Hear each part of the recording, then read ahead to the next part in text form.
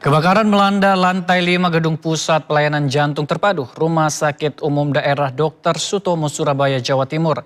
Akibat insiden kebakaran tersebut, 1 pasien meninggal dunia dan 1 pasien lainnya dalam kondisi kritis saat proses evakuasi. Kita sudah menjangkau titik api, Pak. Bisa pemadaman. Maju. Langsung pemadaman. Beginilah rekaman video saat petugas pemadam kebakaran berusaha memadamkan api di salah satu ruangan di lantai 5 Pusat Pelayanan Jantung Terpadu Rumah Sakit Umum Daerah Dr. Sutomo, Surabaya, Jumat siang.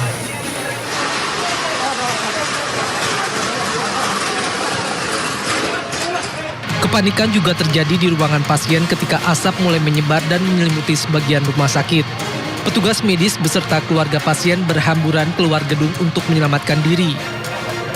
Sementara petugas pemadam kebakaran bersama tim internal rumah sakit langsung melakukan evakuasi terhadap pasien dan pengunjung yang masih berada di dalam gedung. Api berasal dari ruang farmasi di gedung lantai 5 Pusat Pelayanan Jantung Terpadu RSUD Dr. Sutomo dan diduga akibat korsleting listrik. Tadi sempat dievakuasi ada 2 dari lantai 6 ya. Kondisi gimana Pak waktu dievakuasi? Info sementara tadi kondisi yang satu kritis, yang satunya lagi sudah MD. Nanti bisa di-cross-check lagi ke tim dari Rumah Sakit Dr. Sutomo. Untuk pasien yang lainnya Pak? Untuk yang lainnya, alhamdulillah sempat dievakuasi. Jadi sebelum membesar tadi sudah dievakuasi. Dalam kejadian ini, 1 pasien meninggal dunia sementara 1 pasien lainnya dalam kondisi kritis saat proses evakuasi. Jadi saat saya temukan pasien, sebenarnya pasien itu memang dengan kondisi buruk tersebut, sebenarnya semua alat medis masih terpasang dan masih nyala. Jadi semua baterai dari monitor alat medis kami itu ventilator, CRT, itu semua masih ada. Cuma memang dengan kondisi seburuk itu kita curiga dengan memang dengan sistem pengamanan ya, karena kan alur oksigen bukan karena asap di lantai itu tidak sepekat yang di bawah-bawah sebenarnya. Dan sebenarnya dengan biar pasien itu masih tersambung ke ventilator dan ventilator masih menyala, maka pasien itu tidak mengalami sufokasi atau keracunan dari gas itu karena masih sirkuitnya masih tertutup. Sehingga kita kemungkinan besar itu bukan karena dari gas yang ada di sana. Api berhasil dipadamkan dalam waktu 30 menit setelah 13 mobil damkar dikerahkan. Sementara petugas terus melakukan penyisiran untuk memastikan tidak ada korban yang tertinggal di dalam gedung serta melakukan penyelidikan untuk mengetahui penyebab pasti kebakaran. Dari Surabaya, Jawa Timur, Yuda Prawira, iNews melaporkan. Ditinggal bekerja pemirsa, ratusan motor karyawan pabrik yang diparkir di halaman parkir malah hangus dilalap api di Kabupaten Purworejo, Jawa Tengah. Karyawan pun panik dan pasrah saat melihat motornya hangus dilalap si jago merah.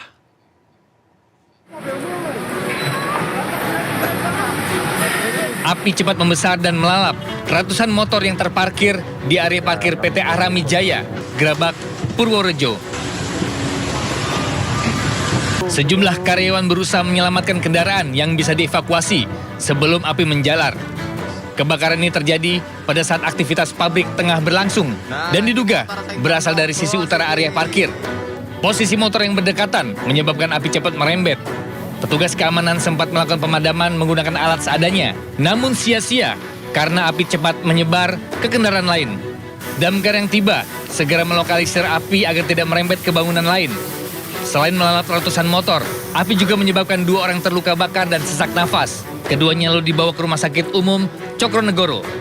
Kita langsung melakukan pemadaman, tapi sudah nggak itu lagi. Karena posisi motor kan, rapat, parkir kan rapat itu. Oh iya. Jadi udah nggak bisa bertapur lagi, udah nggak bisa. Jam berapa itu Pak? Kurang lebih jam 8-an lah, jam 8 kurang. Jam 8 kurang. Kasus ini sudah ditangani pihak kepolisian dan masih diselidiki asal api bisa muncul di area parkir tersebut. Dari Purworejo, Jawa Tengah, Jo Hartoyo, iNews melaporkan. Minibus angkut belasan bahan bakar minyak ludes terbakar di Sulawesi Selatan. Insiden ini membuat jalanan Trans Sulawesi macet total.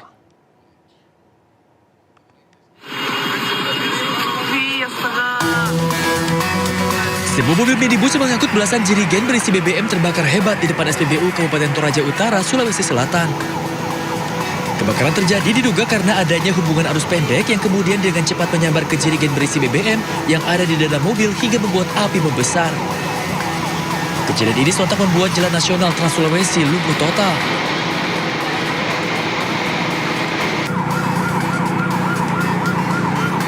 Api baru bisa dipadamkan 30 menit kemudian setelah 4 unit mobil damkar dengan 16 personil diterjunkan ke lokasi untuk melakukan pemadaman.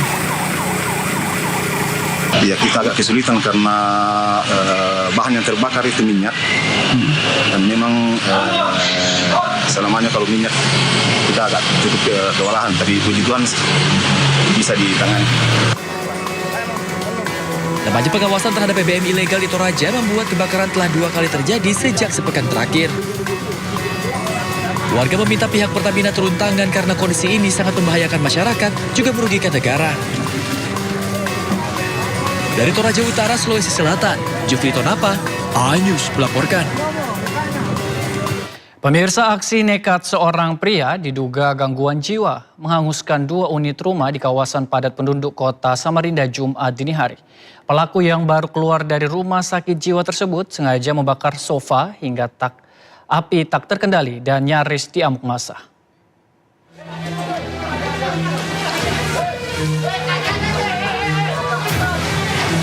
Kepanikan warga terjadi saat api dengan cepat membakar 2 rumah di Jalan Nyelawat, Kecamatan Samarinda Ilir. Warga berjibaku memadamkan api agar tidak merembet ke permukiman lain. Lokasi kebakaran yang berada di atas bukit dan gang yang sempit sempat menyulitkan 5 unit mobil pemadam saat menuju titik api.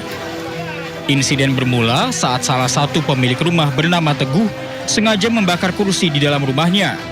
Pelaku diketahui baru saja menjalani perawatan di rumah sakit jiwa karena gangguan mental. Di dalam tidur atau gimana? Tidur Terus bangun juga besar apinya kok. Oh gitu. Berarti aku kalau bisa jalan ya lari sama kan baru datang dari rumah sakit. Oh gitu. Baru tadi. Oh, baru tadi si Teguhnya datang. Iya. Untuk kesulitan sendiri memang ada faktor kesulitan karena posisinya bangunan itu adalah di bukit, di atas bukit, jadi untuk penyuplaian air dari bawah agak susah, jadi untuk minim juga untuk sumber air di TKP. Setelah 1 jam, api pun padam. Beruntung tidak ada korban jiwa dalam peristiwa ini. Polisi langsung mengamankan pelaku dari amukan warga yang marah dan kasus ini kini ditangani Polresta Samarinda. Dari Samarinda, Kalimantan Timur, Ardi Wirya, iNews melaporkan. Kita beralih ke informasi selanjutnya, pemirsa. Seorang perempuan di Palangkaraya, Kalimantan Tengah menjadi korban pembacokan hingga lengannya nyaris terputus. Pelaku diduga seorang ODGJ yang kerap bertindak agresif saat kehabisan obat. Nunggu ambulan dulu, Neng. Nunggu ambulan. Warga digegerkan dengan peristiwa pembacokan yang terjadi di sebuah warung di Jalan Mahir, Kecamatan Pejakan Raya, Palangkaraya, Kalimantan Tengah. Korban seorang perempuan berusia 45 tahun, kesehariannya berjualan sekaligus berprofesi sebagai tukang pijat di warung yang disewanya. Korban diduga diserang tetangganya menggunakan senjata tajam. Pelaku diduga mengalami gangguan kejiwaan dan kerap bertindak agresif saat kehabisan obat.